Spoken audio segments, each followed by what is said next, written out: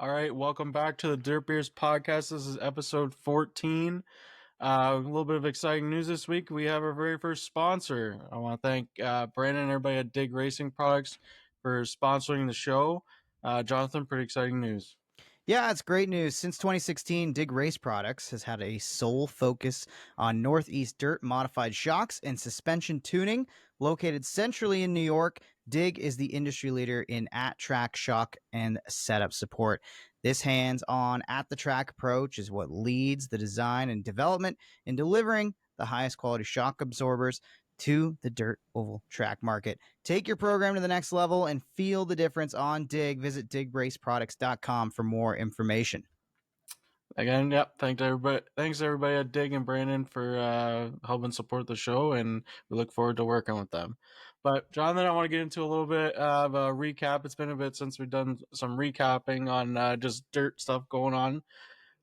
We'll start off with the High Limits, who were in Via Las Vegas, out on the West Coast. Didn't start out too hot. 2 nights in a row with rain/wind outs. Yeah, that was unfortunate to see. I mean, it kind of, I don't want to say killed the momentum because we still probably we still had a good weekend, right? Yeah. Mm-hmm. By the time they got it in on the 15th, it wasn't so bad. But, you want to see those first events get underway, especially in Vegas. Like, who saw a rain out coming in Vegas? I know.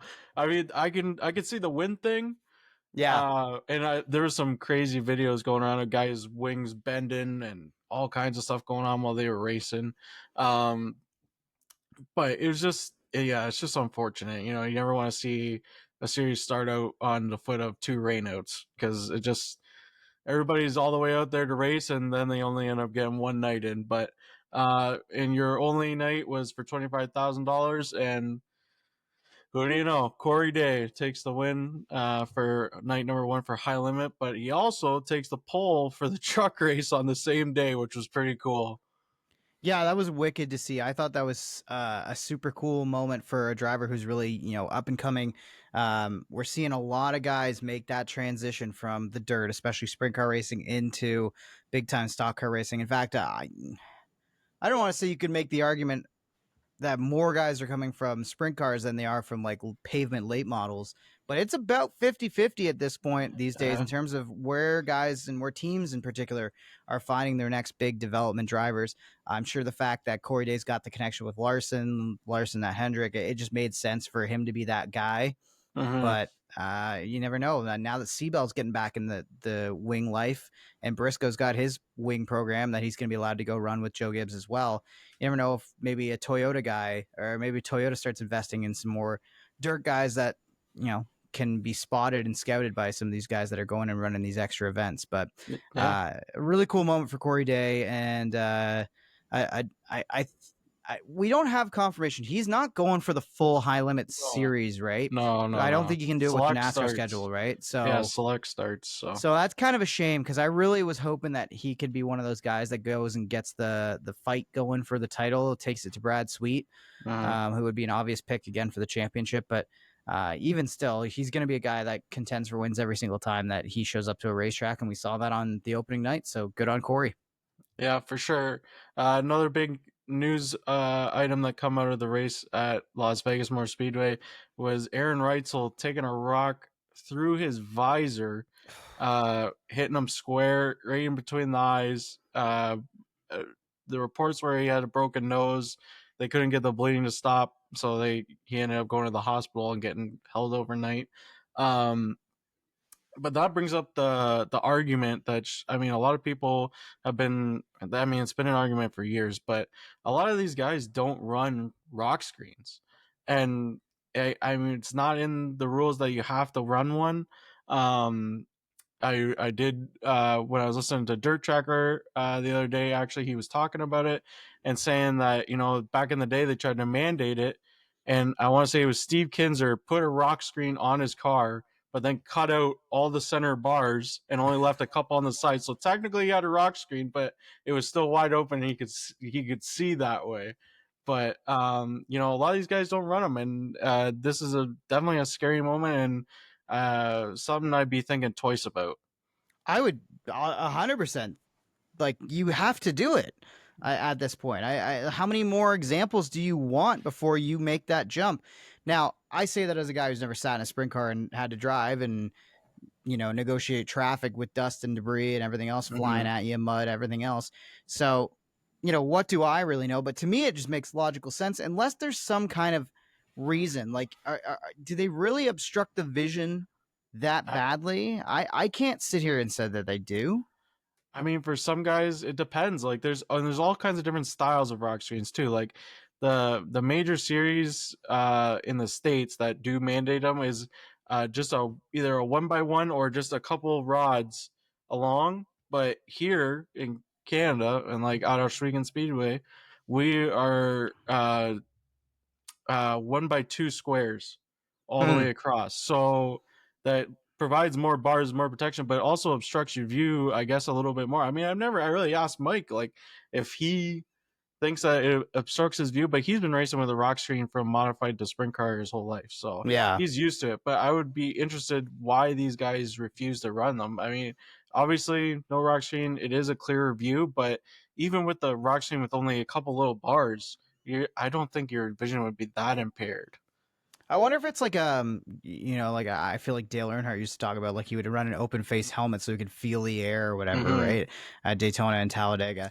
I wonder if it's one of those things where the drivers can utilize some feel in terms of the aero on their helmet and the way the air Hmm. is hitting their helmets, and maybe that's the reason. That's like the Maybe only thing I can really like kind of I would say too. hypothesize. Like, I would say to a lot of these guys, I mean, even around here, it's talked about is weight savings. They will get rid of whatever they can to save a little bit of weight. mm, So that could be another reason, but uh, we're hoping that Aaron makes a fast recovery and we see him back for the rest of the West Coast swing. But yeah, it's definitely a scary situation. What another last news article out of Vegas was that the Richards and Sons Racing or Riggs and Sons Racing, sorry, brought two cars. They brought their normal 87, and then they brought a car with 199 on the side of the wing. mm-hmm.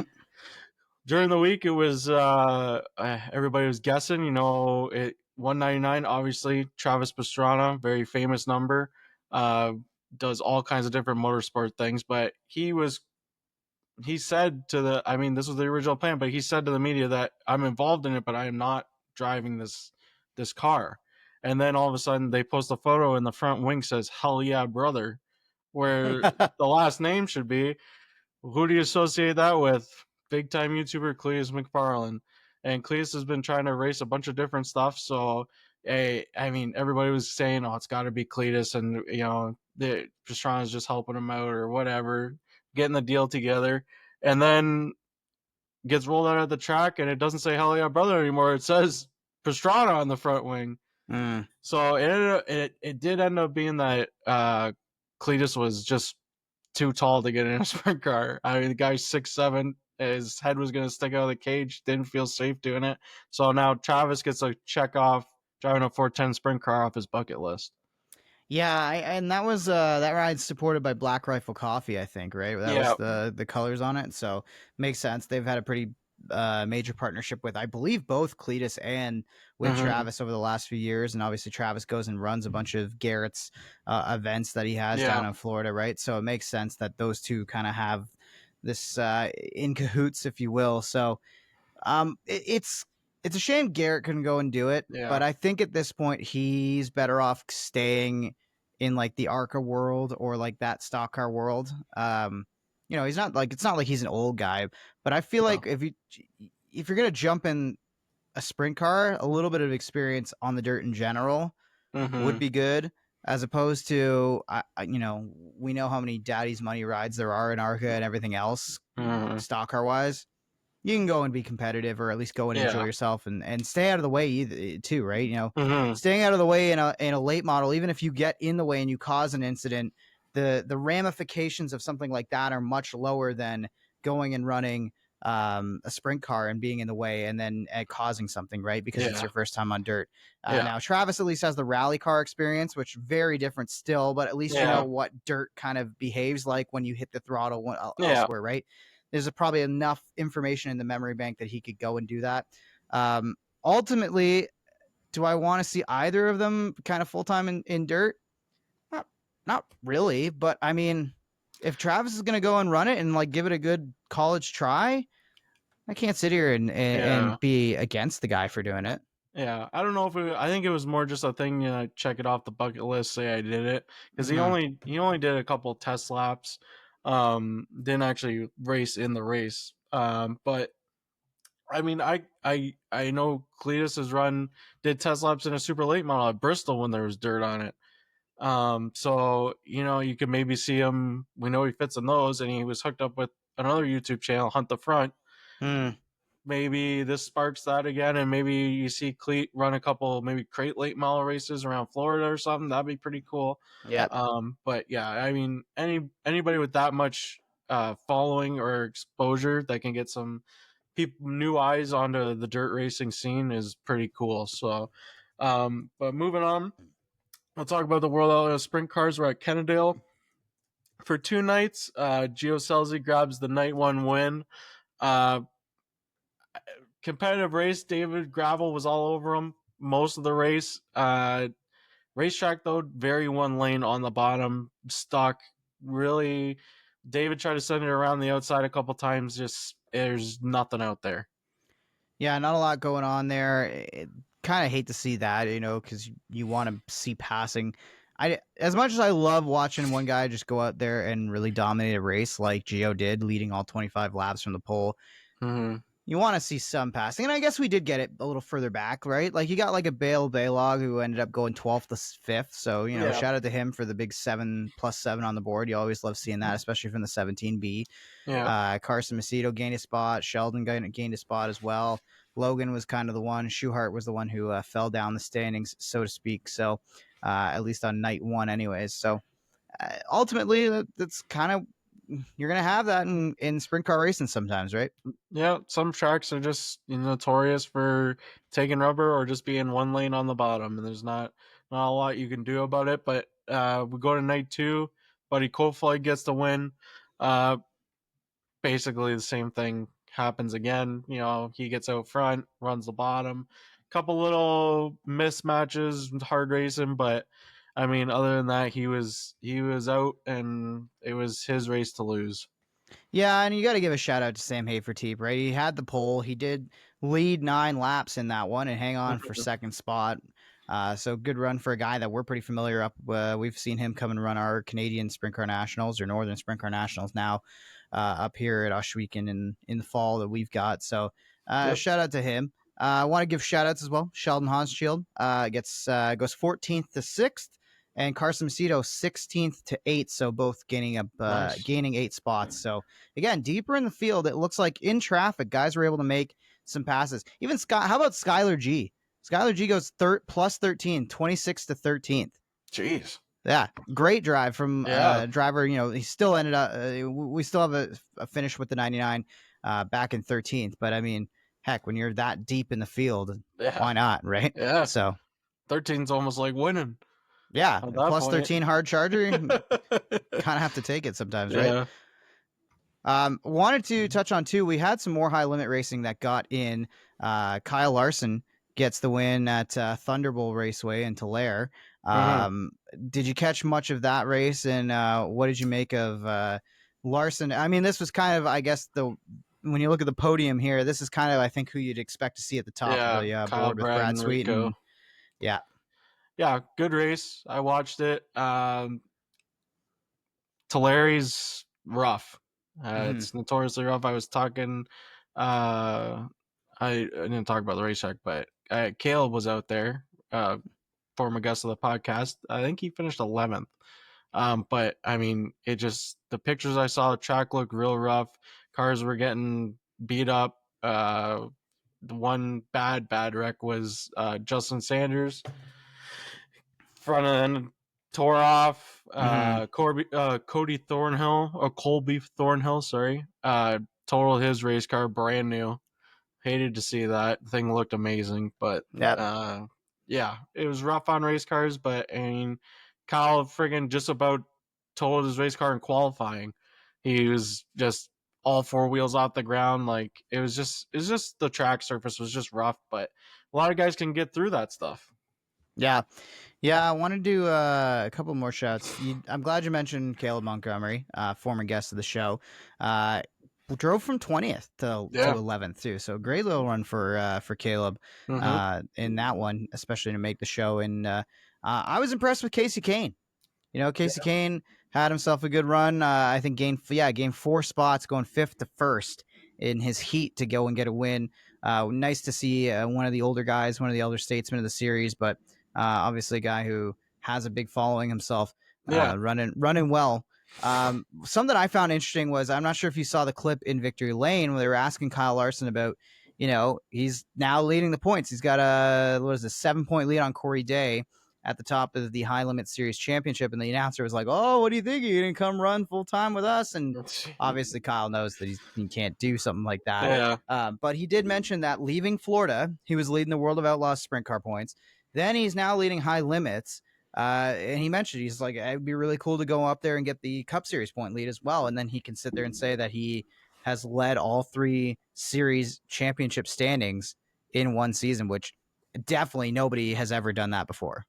Yeah, that'd be a pretty cool stat, and it's I 100% has never been done before. So, yeah, if he can do that, I mean, definitely gonna be a T-shirt coming out about it. I can tell you that. But, yeah, it would be cool. I actually ended up turning it off right before the interviews because it Hmm. was late, and I just wanted to go to bed. But, yeah, when you told me about that today, I was like, oh my god, that's a statement for sure if he can do it.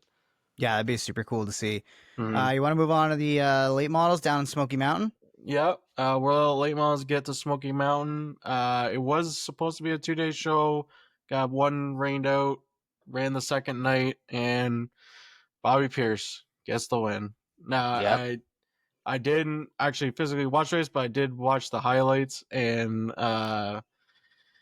same thing as the sprint cars. It was getting rubbered up, no grip on the outside, one lane on the bottom, and Bobby started second, got out to the lead, and that was it. Yeah, I'm trying to remember now. I don't have the highlights fresh in my brain right now. Did he start on the inside or the outside from P2? Outside. So wow, so he got So the jump he and went around the yeah, outside. he dove into one and just cleared and got to the bottom, and then that was it. Yeah, I got Hoffman there. Yeah. Uh, Davenport ends up going eighth to Yep. second. Good, JD. good run for JD. Nick Hoffman, who was on the pole, rounds out your podium there. How are we feeling about the? I don't want to say what early season success for Bobby Pierce. I mean, if you look at last year, it's about on par for what the 32 does. So, as long as he doesn't get another point penalty for tire infractions, Hmm. I mean, you can't bet against the 32. I don't think. No, I don't think so. Good sign for me because I believe did I not take him in the draft to I win the World think of you Outlaw? did. I think I got him in the late Yeah. models, so I'll take that all day. Yeah. Another piece of news around our area, at least in the Northeast, track owner and promoter of the short track super series, Brett Deo, sells off his ownership share of Utica Speedway. Hmm. Um, I'm not going to get into all the rumors, but there's a lot of rumors always running around about Brett Deo. Um, gets out of Utica, still owns Fonda, still short track super series, and I believe he's involved in another track as well. But um, you know, I I don't think it's really going to affect Utica that much. I think they'll still just run it as if Brett was there and continue. Actually, they did. I did see a post that they're gonna continue with the same schedule. Like, there's not gonna be any changes. So, Yeah.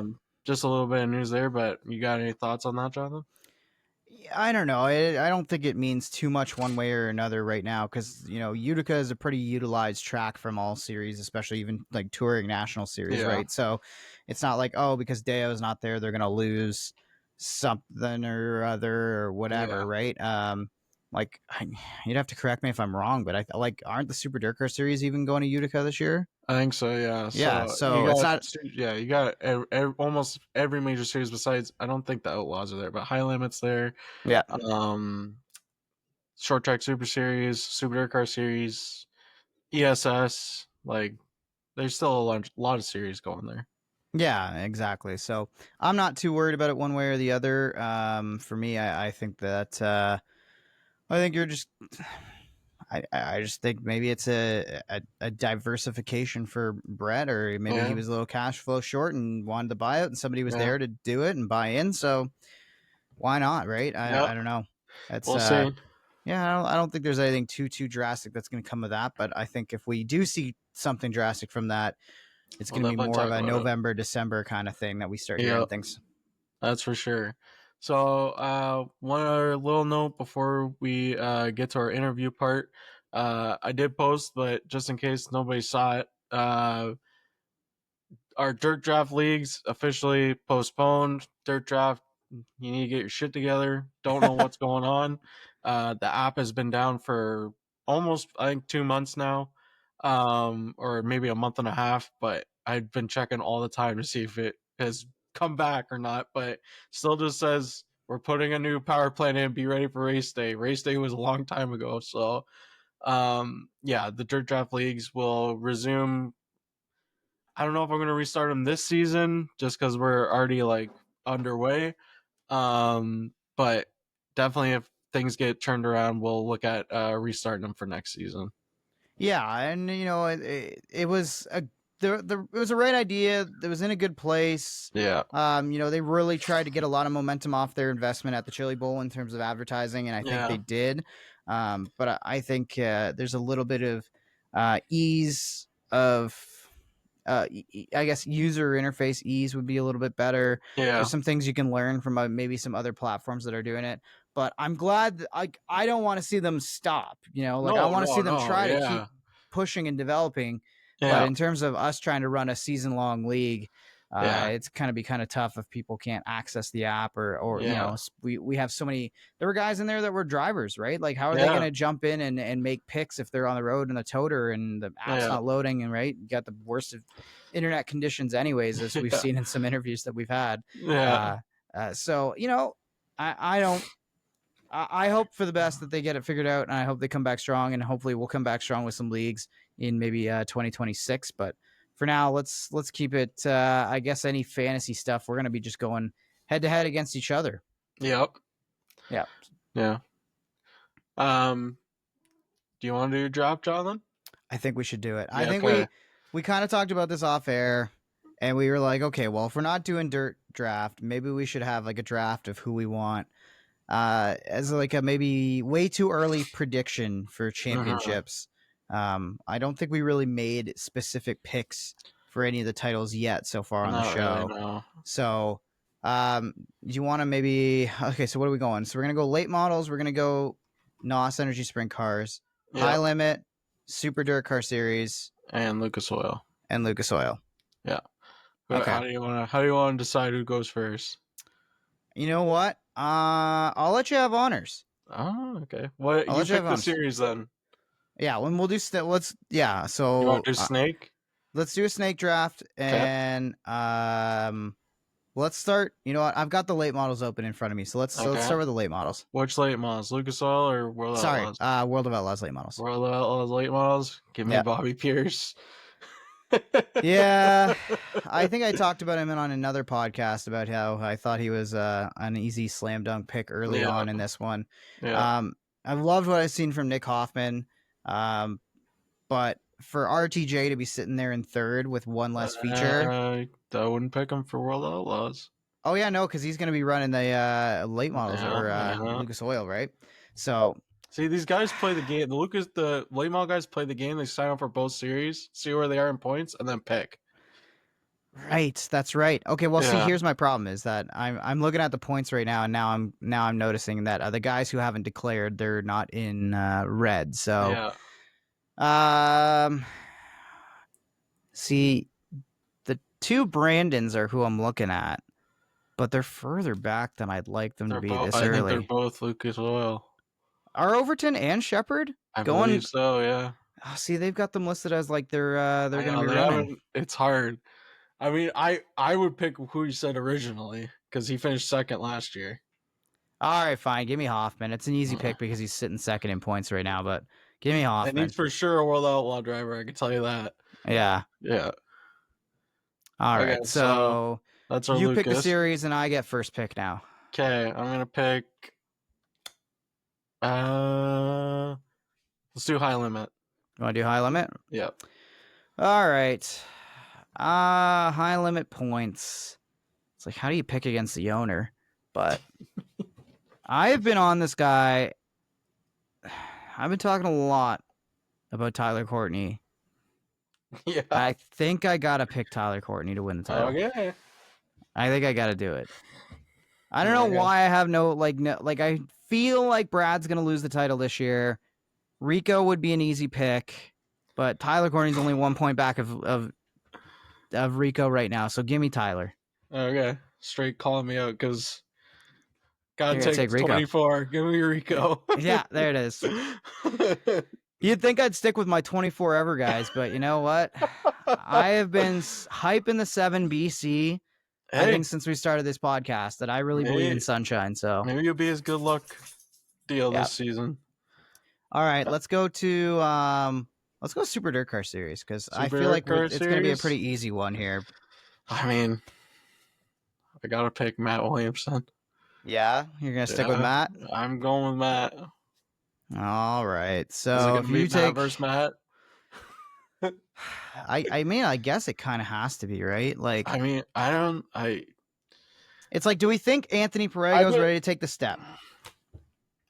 I don't know. Right, because I think he's probably the one you circle. Like I I'm think looking I through. think your dark horse pick is our guest today, but I still am just a little more. Not that he's not good. I'm just a little more confident with the two-time champ.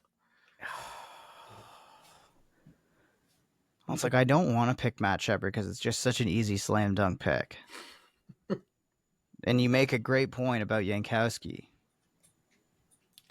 Could You know what? The kid's got me thinking about it. Give me Alex. I'll take Yankowski. Okay. I'll take him. I know Shepard's the obvious pick there, but come on. Okay. Gotta have fun. Let's do Lucas Oil. Okay, so I get first pick in Lucas Oil. Yeah.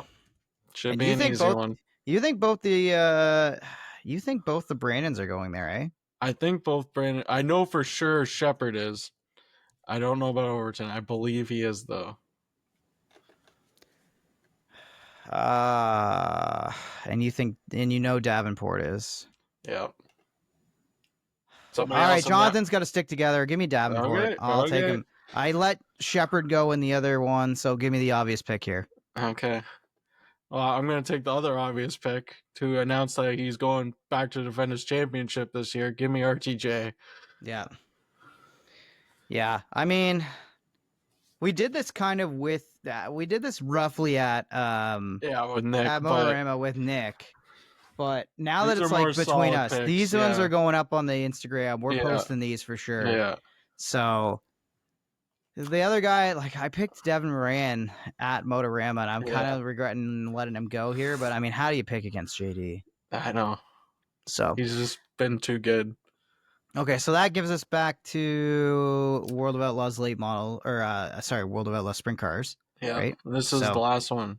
Right? Last one. Yeah. All right. First one. Do I get first or no? Because you didn't. I just picked RTJ. Yeah. So. Yeah. All right. So it's my pick. Who's your wing winner? It's like I feel like you have. I think I have to pick gravel, but I don't know, man. Carson's committed, right? Mm-hmm. Macedo's committed. Yep. That's who I picked at Motorama. I know. I'll take gravel because you have to. I can't let all the easy picks go. So give me gravel, and you can have Macedo or whoever else you want. I'm trying. I kind of like what I'm seeing out of the 18. Yeah, Gio's not far off Uh, the pace, really. you know what? Give me hot sauce. Give me Gio. I mean, he's got a win on the air. Yep. He's sitting seventh. He's 170 back already, so he's got a bit of That's a hole okay. to make Long up. season. Long Long season. season. Long season, you said. All So right. There you go. There's our way too early season predictions. yeah. Let's revisit these in July and see if we change Yeah. our minds on any of the Yeah. I guys that think we picked. yeah, for sure. But so that's been a little update with me and Jonathan on things going on, and then now we're gonna get into our interview with Kid Rocket, Alex Yankowski. What's going on? Welcome back to the Dirt Beers podcast. This is episode 14. I'm not gonna say what it Close. actually is. This is episode 14. Uh, this week we got on Alex Yankowski, Super Dirt Car Series driver, big block modified driver. Alex, thanks for coming on, buddy. Yeah, absolutely. Thanks for having me. Appreciate So it. Beef, we got to crack one. yeah, Alex gonna wait till July to crack one with us. In the yeah. water. He's got There the we go. Deer waters. Park. J House still on the Bud Heavies over there. Mm-hmm. Ugh. Alex, so we always like to start off the episode, give us a little background on who you are. So, how old are you? Where were you born? Where you living now? And then you can just get into how you got into racing. Yeah. I have basically always lived outside of Scranton, Pennsylvania. We don't really have much racing here anymore. I'm 20 years old, but kind of been involved forever with it. We used to go to Big Diamond and Grandview to watch when I was young, and always just kind of stay tuned. And then I used to race so much, like go-kart stuff and whatever, that I didn't really get to go to that many races. One of the first races I remember going to that was a modified race was the Coal Cracker at Big Diamond, and Ryan Godown was driving this like white and like purplish car, and I think he broke the left front shock tower off, and Laubach was running second and almost had him at the end, but Godown held him off. And I remember that race vividly, and it was like the coolest thing.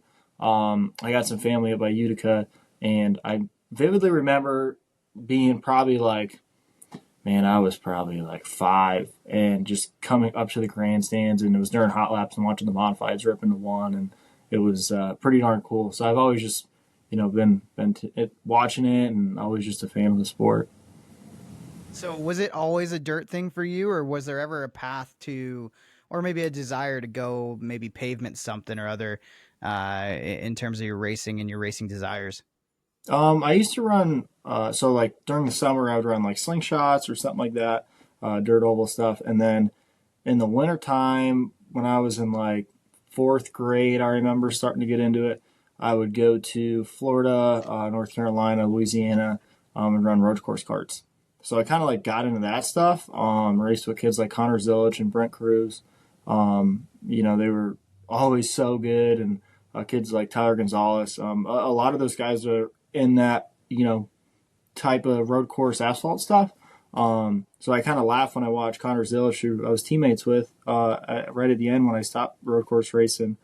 He's just so good at that road course stuff. Like he just eats them up. And, to see him, it was like really cool kid, super talented. I feel like he's probably going to be the next Kyle Larson of our sport. It's pretty darn awesome. Hopefully we can get him in a modified or something soon. That would be pretty sick. Yeah. So you talk about growing up at the racetrack, going at an early age to watch these races. Was the goal kind of, as you're coming up through school, through elementary, high school, you're thinking you're getting into the bigger style of racing, bigger cars? What did it ever cross your mind, like, hey, this is what I want to do for a living. I want to be a race car driver. I always just kind of focused on racing, and like I kind of knew growing up trying to make a living at it was just like super hard.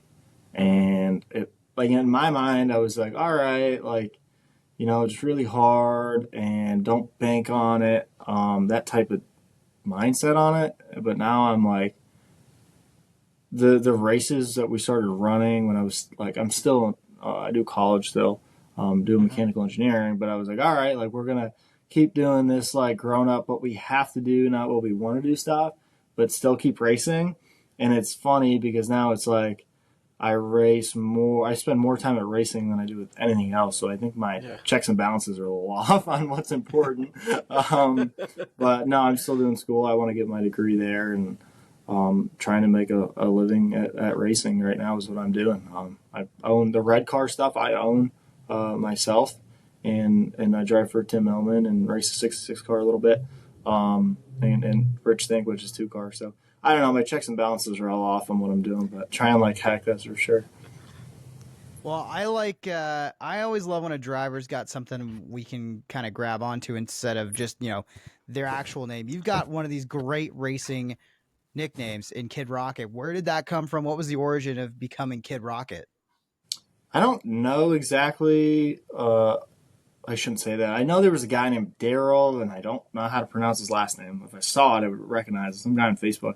I think kind of started it, and it just kind of caught on, and just kind of what happened. I always feel like you can't pick your own nickname. Like that was always like my thing. You can't, and that's just kind of what developed, and it's cool now that it got to where it is. I just went to Ferris and saw Shane Andrews, who works there now, and he started talking about that, and I'm like, man, like that's like your guys' job, announcers. Like, I feel like you can't pick that. Like, it's like tacky if you're like, this is what it is. Like, Yeah. no, not really. You know? Yeah. I feel you on the nickname thing. I mean, I didn't give myself the nickname Beef. I was given it, so it definitely just comes down the line, Yeah. No, But you don't get to pick. so you just touched on that you're still in school. Are you doing college online, or are you going to actual physical classes? So this is the first semester. I just switched to online classes. There's a school called ECPI that I was able to take all my credits from Penn State, and put it towards their mechanical engineering 4-year program. So I kind of just did that, and I'm like, all right, well, now when I'm on the road racing, like when we're in Volusia, I'm doing homework, which sucks, but you have to do it. But I really do. I love like the engineering stuff. There's so much that is applied to our sport. And I think that's kind of why I'm even interested in it, honestly. I want to take a little bit of a sidebar here because you just mentioned Penn State. Is that like the place to go for any kid from Pittsburgh? Because I've got some friends here who were born in Pittsburgh area, then ended up living in Niagara Falls, where we're at now, and they still like go down there regularly for Penn State football games in particular, and it's become like a thing of like, oh, you haven't experienced college football? Okay, you're coming down to Penn State with us. What was that lifestyle like? And did you actually get a chance to spend time on campus at Penn State, or were you like kind of driving into the town? Not really. So I always went. They right when I like went into college, the satellite campus by me. So I'm like 2 hours from Penn State. Satellite campus by me just offered a 4-year degree, and it was in Scranton. So I'm like, all right, perfect. I could do this. Still like working the shop at night. So I did that. Been to Maine a couple times, but I don't have to be there for anything. But it was always like you did 2 years at a satellite campus, and then you went to Maine for 2 years. But even though I went to a satellite campus, everybody like that Penn State type atmosphere is so big, and not even just our state. Obviously, by Niagara and stuff, it just has a presence that's kind of I feel like second to none. Especially like whiteout games and stuff like that. Yeah. Yeah. One of the main guys at Integra is a big Michigan fan. Obviously, they're from Michigan, so it's pretty cool to bust on about stuff like that. Nice. Okay, so I want to talk about, obviously you've done some racing this year already. We're gonna get to the Chili Bowl stuff a little bit later, but I want to talk about Florida a little bit first. So you come out of Florida as the Big Gator champ. Your first time ever being the Big Gator champ in I Florida. How got many my times have, gator. yeah, let's see the Gator. Got my gator next to me. Oh yeah, There that's you go. It's That like is my beauty. baby. how heavy is it? If you had to say, how many It's pounds does that heavy. weigh? I don't Yeah, know. It's probably I don't know 20 pounds. I don't know. Maybe not. 20 I don't know. pounds, really? It's like ceramic or something. Yeah, It's yeah, like yeah. got a Nice. Huh. little bit of weight to First it. guy to bring some hardware with him to the podcast. We love it. Yeah, that's Yeah, yeah, that's pretty cool. Yeah, it's in my office, so I don't last let week we it had out the of my first sights. last week we had the first guy on the road interview from the Mm. hauler. Now we got trophies coming. It's just getting better and better. But I Jonathan brought it up before the podcast actually started. But you're the first, I guess, I'm gonna push this Pennsylvania. Yeah. Pennsylvanian Yeah. to win a big gator. So that's pretty cool. Yeah, no, it's. Yeah. I feel like if you're from Pennsylvania, you're a modified guy. Like if you're from Yeah. Pennsylvania, you're a Grandview Big Diamond guy, or you run sprint cars. Like there's no in between. Yeah. Yeah. Well, I live in like Northeast PA, so Utica Rome is only 30 minutes further than like what Grandview is for me. So like kind of in this weird spot. We used to have like Mock Tech, Herb Harvey, some just really small racetracks by us. And now there's nothing. Like 30, 45 minutes away is Penn Can. Ran there twice, just kind of tried to always run bigger type races. Not putting Penn Can down. I just never really went there much. And yeah, so I just live in this radius, like hour and a half radius, other than Penn Can, that there's nothing. Like Yeah. I'm borderline on New York. I mean, I race in New York more than not, so kind of a New York guy now. Yeah. So just give us a little recap on Florida. You know, the nights you were there, what happened. We can get into the stuff with Matt Shepard. Obviously, everybody has seen the videos and everything and has their own opinions on it. But if you want to give us your opinion on your side of the story, I feel like Shepard is the guy that has just been so dominant for such a long amount of time now. It's like so impressive. Like a guy went through the torsion bars, right side Panhard bar to the left side Panhard bar or on coils and all the short rods, and he was able to evolve through all of it. And this is a guy that has been so good at his job and how he makes a living. And I think being a younger guy, I probably get probably a little aggressive at times. It's kind of like the old guy and the new guy, which is really not that old. He's just been at it since he's that young. yeah. But no, we just kind of just didn't agree on some things, which we're kind of moved on, and I have so much respect for his team. Really, he owns his stuff. Obviously, I was driving for Tim Millman, but I understand when you own your own equipment, like how important those from 1, 2, 3, there's big pay drops. Yeah. I lost myself a month of rent getting messed up with Shepard and falling third. I was like, man, that was a month of rent that I just lost there. You know what I mean? But no, we just didn't agree. And, that 9 team's just so good that, I don't think we'll have any problems in the future. At least, you hope you don't. But I'm sure we'll resolve it. Maybe he'll buy me a beer when I turn 21 at Middletown. That'd be cool. Might be the first guy there. I got to ask in terms of running these kind of, dirt car nationals where it's this kind of almost micro season within the season, that trip down to Florida. How conscious are you of the points battle for the big gator? Or are you guys just going down there to kind of, get the ball rolling on the season, build momentum towards the rest of what is a pretty long season, all things considered, to be starting racing in February and then going right till, first week in November with these big block modifieds? I kind of treat it as like every other race, so I don't really feel like we have much of a home base. Our biggest home base is like that Utica Fonda swing we do. We stay at Friesen's Friday night, go to Fonda Saturday. So like every race to me feels like an away game. It's like you're just never home. You're kind of traveling with the same clowns on the circus. You know what I mean? We're just going one track to the next. So we just kind of go down there and try and make a couple bucks and win what we could. It just is what it is.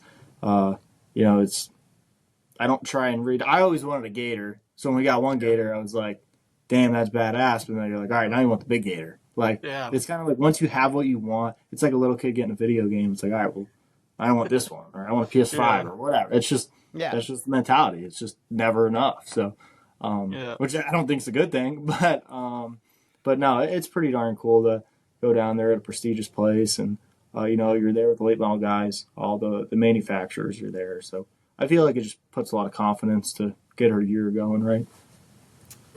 So sometimes we like to mix in some off-topic questions in these interviews. So, and this is a new one I just put in last week, but I want to ask you too. So Alex Yankowski is going to a steakhouse. How are you getting your steak cooked? Definitely medium, for sure. Medium? Yeah, Medium, I'm like super okay. generic. Like I'm pretty generic. Like I go to McDonald's, I get a number 7, plain, just a cheese only and a Coke. Like I'm probably the most generic guy you'll come across for sure. So, do you find yourself to be like a picky eater kind of guy, or is it just Absolutely. that like, I don't know though. oh So yeah, like, I hate mayo.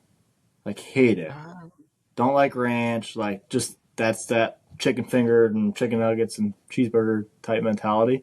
yeah. Um, but the jokes kind of became when you go to the Freezens and Jess cooks, all of a sudden I'll eat something I don't know what's on it and I like it, and then I'll bust it. It's like, oh, if Jess makes it, then it's fine. And I'm like, oh. Yeah, I that's actually just funny. went to Ferris and they had a dealer there, Bucks Motorsports, I believe, out of Rochester area, and we they had like a spread, and I started eating something. And I was like, oh, that's pretty good. And I was like, oh, there's mayo on that.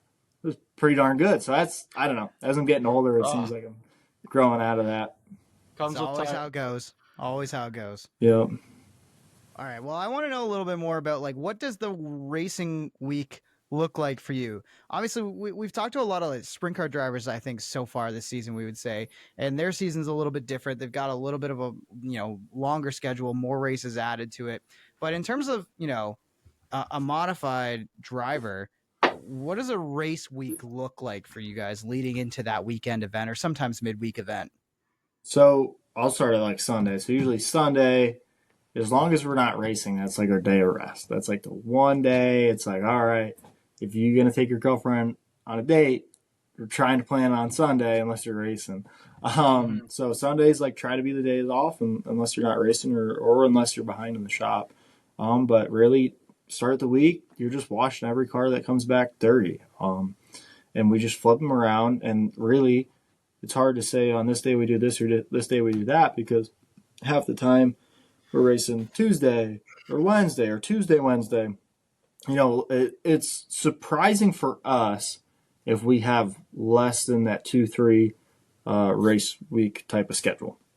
There's a lot of weeks we're looking at, 5 out of 7 days, or you count it up and it's like, oh, we're racing, 10 days in the next 15 days. It's like, Mm, so it's just so hard, especially in our situation where we live.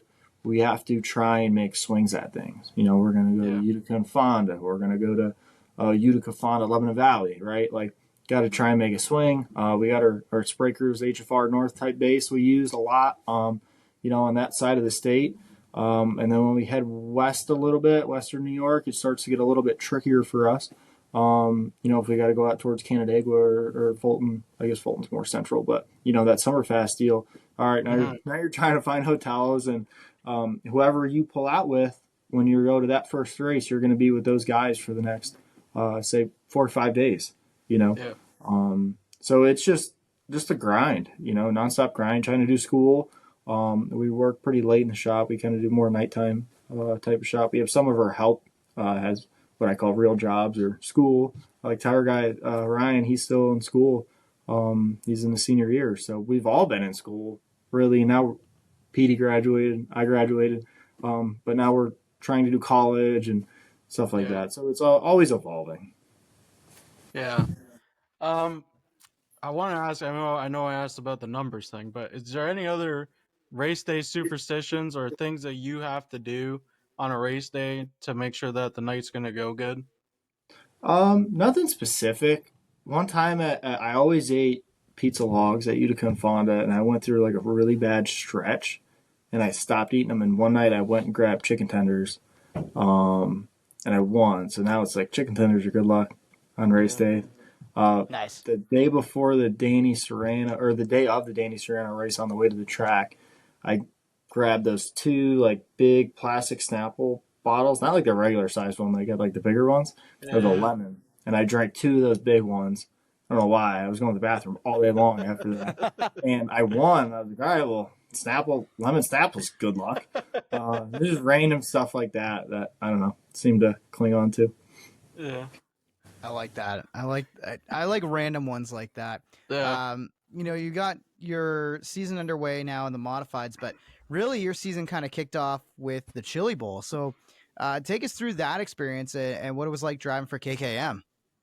It was pretty wild. So really don't really run much open wheel stuff. Now I ran a little bit of wingless 360s, random stuff. So I think it was before the first of the year. We went to Millbridge to run 600.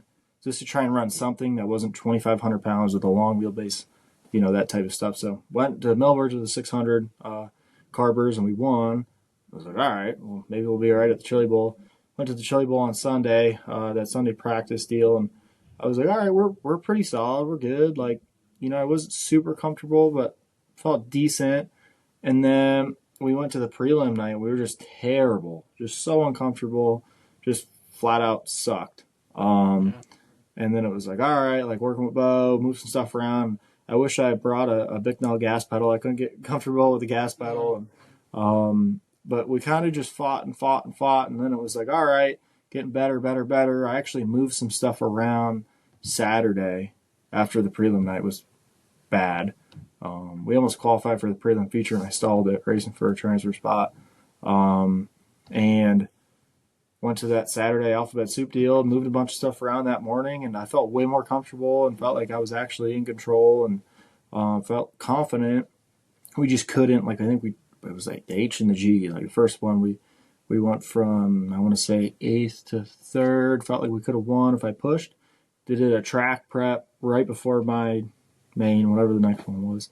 And we went from 14th to, I think, 6th, maybe, in 10 laps. And we missed it by 2 or 3 or whatever it was. So it just kind of was what it was at that point. Once you get so far back, you're not making it back up. But we're definitely making plans, and I think we're going to be there next year. So. Awesome. So racing with that KKM team, obviously you had a teammate that does the exact same thing you do, races big block modifieds, and Matt Williamson. Were you guys, you know, during the week just bouncing stuff off each other, like, hey, I think this is how we need to drive the car, or I think we need to do this to the car to make it kind of feel, if any way it could, feel somewhat similar to a big block modified? Yeah, I think him and I both felt so bad. Um, at different points of the week, I felt like I was struggled more the prelim night, not so much practice. Um, but it was like we both felt like we were like Helen Keller driving these things. Like we were just fish out of water. You know, we were Yeah. just terrible. But I feel like we were just kind of looking at each other like, what do we do? You know, what Mm-hmm. do you feel? Like it just kind of what do we got to do different? Mm-hmm. Um, but that KCAM group with Keith, Bo, you know, talking to Christopher Bell. Christopher Bell was honestly one of the coolest dudes I've ever met in racing. Really, really enjoyed that experience. And I feel like, you know, you just put yourself with such a superior group that, you know, those contacts you make there will be worth something down the road. Yeah, that's a great experience for you to go and do. And based on the fact that you said you kind of alluded to the fact that there's more plans for you to get back in a midget in the future. Obviously, enjoyed your time in the midget, but what other classes have piqued your interest, or is there another kind of dirt car that you're like kind of itching to get behind the wheel of at least one time for a race? I think dirt late models I have a lot of interest in. Although I think, you know, when I look at it, you know, obviously the competition thing is I feel like their competition is so good, which I love competition. Like I get excited when I'm going to a place I feel like there's a lot of competition. um, but I feel like you have to be smart about, all right, like you're going to sign up to run the Lucas Tour or whatever and hit this race and that race. You're going to be gone from home, where I feel like with the big block deal, you can try and make a living at it and be home in a Mm-hmm. small radius. So there's value in that too if you're having a family or whatever else. But in terms of just getting in, I do like the midget stuff. I feel like it's one thing I kind of want to get better at. Um, but you know, I'm just so focused in, especially on you know when I run my stuff. I'm my own car owner. I'm really honed in right now on trying to make that sustainable, make a living out of it. Trying to kind of what I say is like doing the impossible, like trying to be profitable racing. All right, that's like Yeah. the dumbest, worst idea ever. But I'm like, all right, we're gonna try it. We're gonna try it now. You know, Yeah. well, I Yeah. feel like we have some momentum in some cases, and I'm younger and kind of want to just take a crack at it. Awesome. So we're at that point in the episode. I think our favorite part of every episode. We're into the ripping the top segment.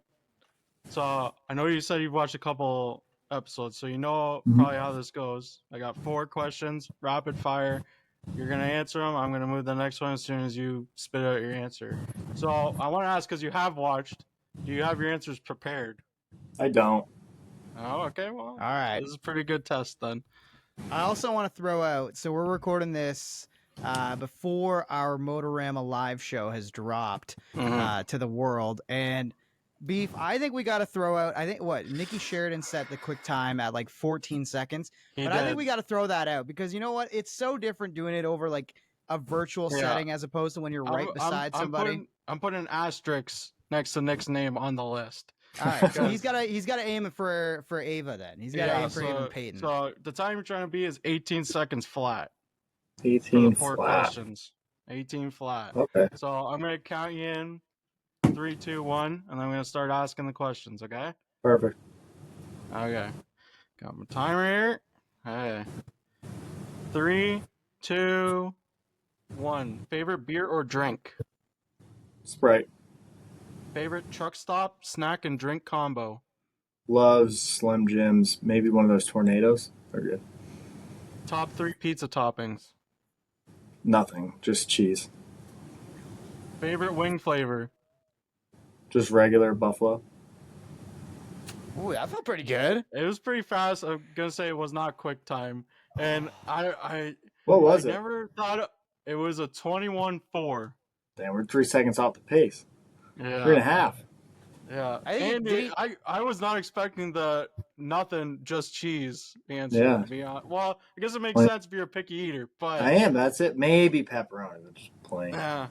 But I feel like that should have shaved time. Yeah, But sure, yeah. really. It's I true. think you got hung up with the truck stop question. Tornadoes. Yeah. Slim Jims and those little tornadoes with the pepper jack. Those are good. That's fair. That's fair. Alright. Well, let's look ahead at the year ahead, where you've already proven that you've got plenty of speed in the big block program. What are some of the races that you're looking forward to in 2025? What's circled on the calendar that you're like, all right, this is my chance to not just gain a bunch of points in the standings, but maybe have a big career win? Oswego. Really, really liked how our speed was last year. If you look at Oswego in 23, we were flat out terrible. Didn't qualify for the big block.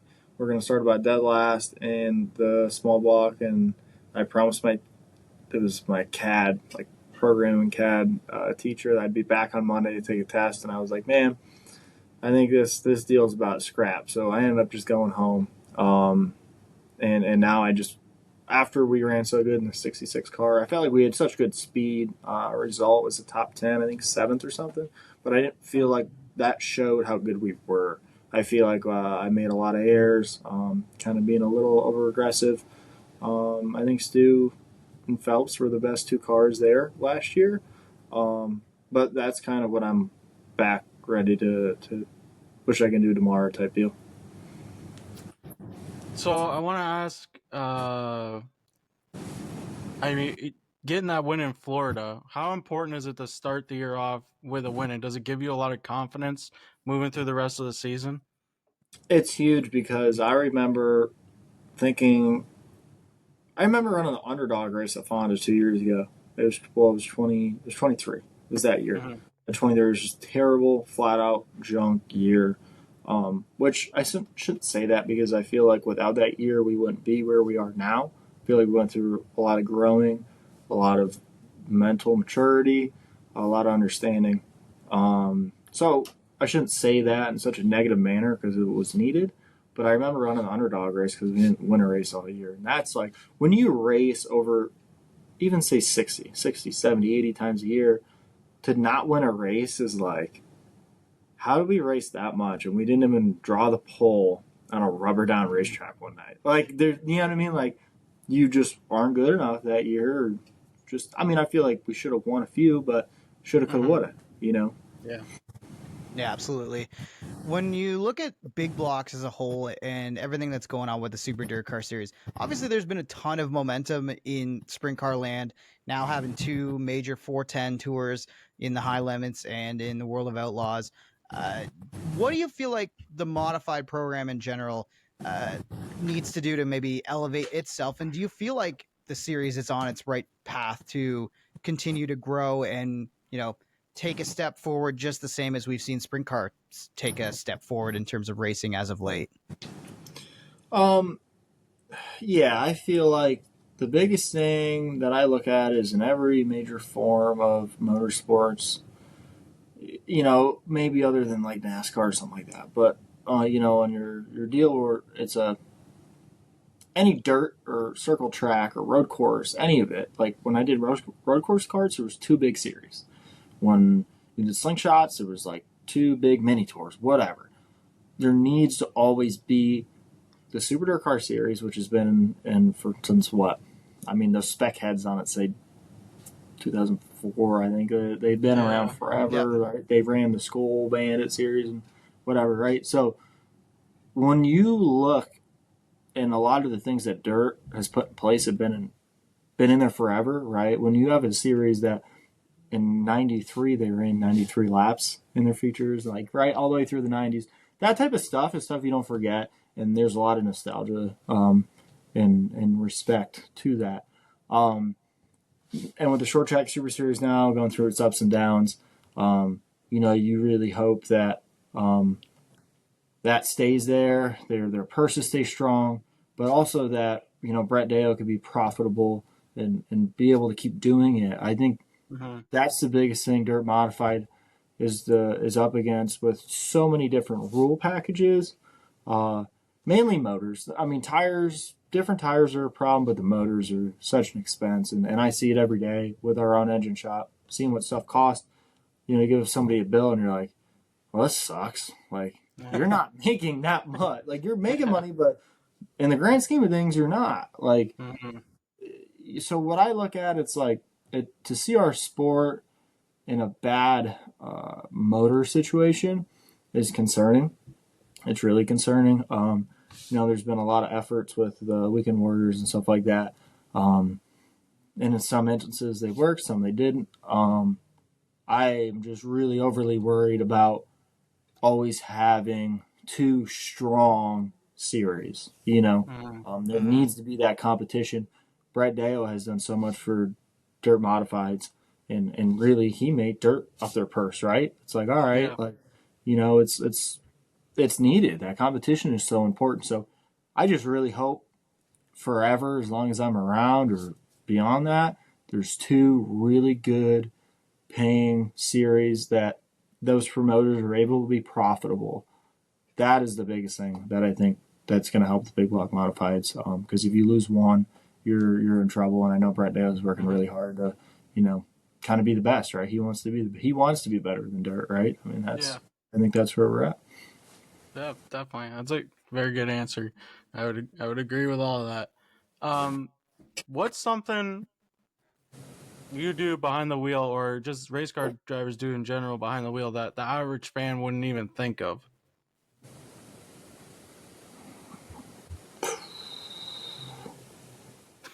I mouth breathe a lot because my nose is crooked Dog? and I fog my visors. It was like Volusia that night I won. I was mouth breathing bad. And I'm like, I went over to Sim, like, man, you gotta help me I out. think Like, I almost lost the other night. I couldn't see where I was going. I had my visor up, down, up, down, up, down. I wear contacts. So like that is probably one thing I laugh about myself. Used to wear those breathe right strips. I probably should again. They help you, but yeah, I mouth breathe really bad. It's not really that fun, but it's like that's one yeah. thing about me.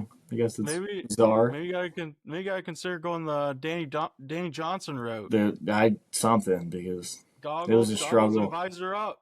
Volusia was good. Simpson hooked me up. I got a Stilo ST6 helmet. They just came out with Oh super nice yeah, helmet nice. and mouth breathing and it's bad. I'm like an old man, but they fixed that, changed to an air intake deal, and we're good to go now. So Nice.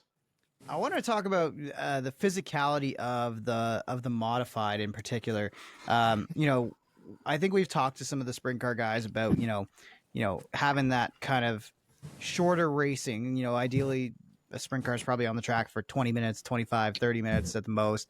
Sometimes you might have a little bit of a longer race or something like that. Cautions can change, stuff like that. But the physicality of driving a modified, what is that?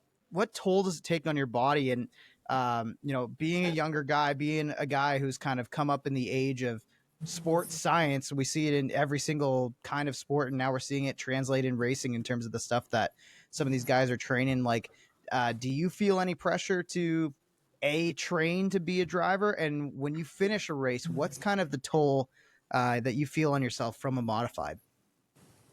I see. I feel like a lot of guys will do a lot of exercise and stuff like that. Um, One thing, like the first time I ever noticed was when I got my license. It was actually when the short track super series was in Ocala because I didn't go. I just wasn't in the position to go, so I didn't go. I actually took my license test. It was like a Tuesday or Wednesday, and I remember watching on Flow. But I ate a bunch of fast food that whole winter, and the first race was at Bridgeport, and I was whooped. I was like falling out of the seat, and it was the first time I just ate like garbage, and I felt like a McDonald's soggy French fry at that moment. It was just terrible. Um, Uh, the biggest thing is just stamina. It's not flat out yeah. strength. It's not. It's just not feeling like junk. Just eating decent and hydration. Those are if you do those, you're fine. You don't have to be the strongest guy to run circle track, dirt stuff. You just need to have some stamina. And if you have some stamina, you'll be good. But when you feel like when you don't take care of yourself and you start eating bad, you Mhm. just feel it's terrible. It's pretty, and you got to keep like, what are you supposed to do? Not race? Like, Yeah. Yeah. there was somebody actually this past summer, year before, they went to a wedding, got really drunk. They got hungover and they couldn't race the next day. And I'm like, man, I don't know how you explain that when you're a car owner. Like you're getting in that seat no matter what, no matter how you feel. So that's always one thing. It was like, don't ever eat like junk or stuff stupid. Like you gotta get. I always say you gotta get your ass in that seat somehow. So Mhm. you can't feel like junk on lap 99 of a 100 lap race, and you're trying to win. Yeah. So, if you had to do something other than hold the steering wheel on your race car, what's a crew position that you think you would fit well in? Uh, I don't know. I would like to think like crew chief or car owner, but I don't know how good I'd be at a crew chief either. Like me and Kevin Bates work really close on making all the cars calls. We do everything uniform and together on that part. So it's not like I have no idea what's going on. Like we make those Yeah. calls together. I do all my own shocks, stuff like that. Um, I don't know. I guess if not that, probably a car owner or something. Always, always be involved somehow. As my buddy Tommy says, "Man, I'll be one of those old guys one day. Mel, remember that one time I helped you did this and whatever. Like it's just being involved in any way in the sport is most important. Yeah, Nice. fair enough. I want to know from the promoter side and the business side of things, is there anything that interests you that you feel like later in life might draw you in and you can use your kind of driver experience to get involved in? Yeah, I feel like there's a lot of things that could be done better, and I think naturally until you're in that situation, you're like, oh, I could do better than that guy, right? Like Mhm. it's pretty easy to think that. Um, I would love one day to be involved with a racetrack somehow. I think guys that can do track prep are so rare. Um, and if you don't have a good surface, it doesn't matter how good any of it else is, right? Hmm. There's a couple of racetracks that we go to and I don't look forward going to, even though it's a beautiful race like facility and it's just a bad racetrack. It seems like some of the worst facilities we go to are the best racetracks. Um, and I laugh at that a lot. But one place I feel like has the potential. I say this, but it's always been hard to be profitable at is Utica Rome. Utica Rome is such a nice racetrack. It's Yeah. awesome. It's a nice facility. It's clean. It's kind of everything you could ask for. And I think it's been pretty public that all the promoters there, no matter who it was, whether it was Dale or Shea or whoever had it, right? Um, it's hard to get people in the stands there. It's just the location of it. There's so much to do around it. So that's kind of an Mhm. uphill fight. But it's like, man, it's like, you see some things, you're like, well, maybe if you did this and you did that, maybe. I don't know. It's one thing I'll probably be involved in someday, whether I want to be or not. Seems like that stuff you get Yeah. sucked into. Yeah. Okay, so we'll move on to our next segment. We got the follower questions up next. So we got like 5 or 6, I think, in. But we'll start off with Kenzie. She actually has 2 questions. Her first one's, what's your favorite racetrack? Port Royal. Or, Yeah, Port That's a Royal's good pick. awesome. Great pick. yeah. And her second question was, favorite memory from the 2024 season? Oh man, that's a tough one. I feel like I was just cheating because it's not one thing, but I feel like the Sixer was huge. Yeah. Fulton winning that was huge. But if I were to say a flat out fun memory was going to the night before, it must have been July 26th ish. Friesen's birthday's right after mine. And so Jess Texas was like, hey, we're going to have a party. Come up, like hang out, come up. Like your birthday is 23rd, his like 25th or something. Went up there and we were just hung out all night and had a bunch of fun and won Utica the next day. And I remember that. It was like, man, like that's cool when you can go and have fun the night before, like just go hang out with your friends and go race and win. That's about the best it gets. Nice.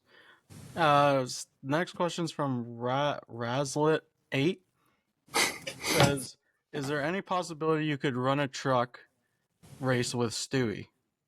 I don't know. I mean, if you never know what'll happen. I don't have anything right now going, but it's never counted out what might happen in the future with any team.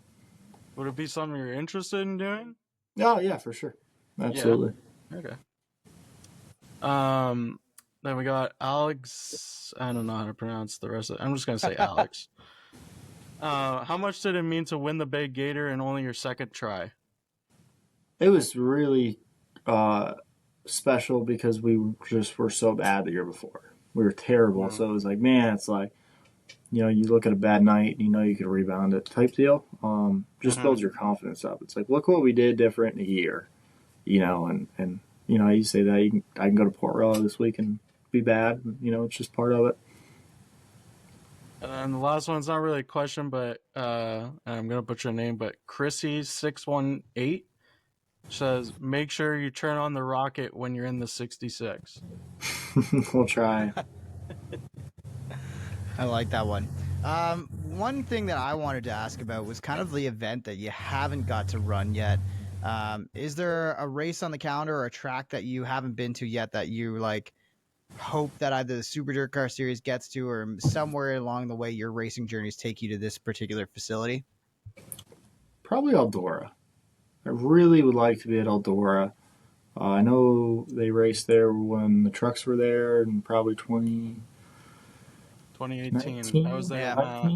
Yeah, that was. But it was like track was really hardened up because it had to be for the truck. So I really get to really true Eldora race, like 100-lap race type deal. I think that'd be pretty cool.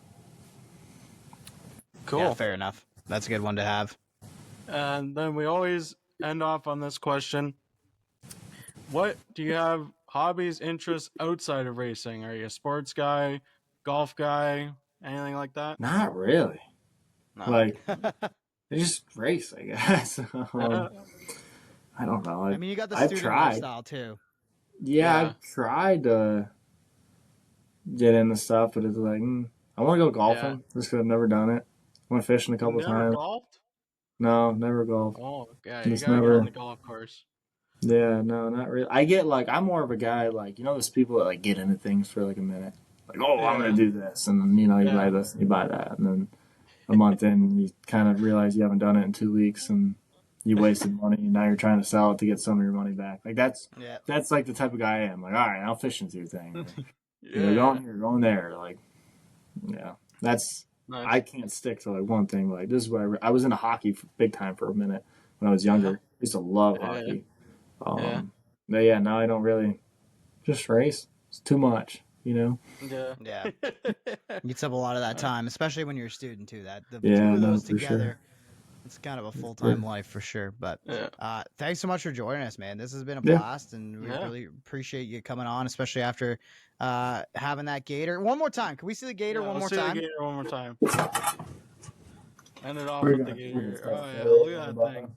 It's pretty cool. That's pretty freaking sick. Yeah. Awesome. Well, thanks, Alex. Thanks for coming on, man. And we wish you nothing but luck in the 2025 season. I'm sure we'll probably catch up with you near the end of the season and see how everything went. Sounds good. I appreciate it. Thanks, man. Thanks for having me. Awesome. Thanks, Wade. Bye.